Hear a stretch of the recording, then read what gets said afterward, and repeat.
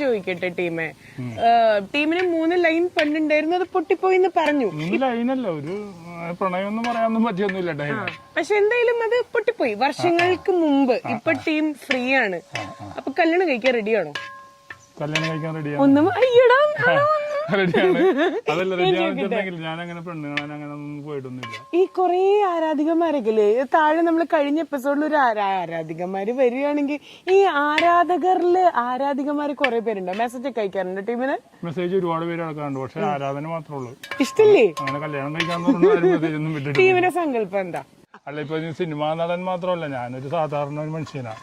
ആ സാധാരണ മനുഷ്യനെ ഇഷ്ടപ്പെടുന്ന ഒരു കുട്ടി, അതാണ് നമ്മുടെ സങ്കല്പം. ഒരു പാവപ്പെട്ട വീട്ടിലാണെങ്കിലും കുഴപ്പമില്ല, അങ്ങനെ ഒരു പ്രശ്നം. എന്നാലും ടീമിന്റെ മനസ്സിലൊരു സങ്കല്പം എന്ന് പറഞ്ഞാൽ പാവപ്പെട്ട വീട്ടിലാണെങ്കിലും കുഴപ്പമില്ല. താഴെ വെച്ചിട്ട് ടീം പറയുണ്ടായിരുന്നു, എനിക്ക് കാശും വേണ്ട, ഒന്നും വേണ്ട, സ്നേഹിക്കാൻ അറിയണം. അതെ, പൈസ ഒന്നും നമ്മള് ആഗ്രഹിക്കുന്നു. ഞാൻ ഉദ്ദേശിച്ചത് ഒരു വീട് എല്ലാവരും ആഗ്രഹിക്കുന്നുണ്ട്, ആരാണെങ്കിലും. ഒരു വീട് വെക്കാനുള്ള പരിപാടിയിലാണ് ഇപ്പൊ, പുതിയ വീട്. അപ്പൊ അതിന് പൈസയൊക്കെ റെഡിയായി.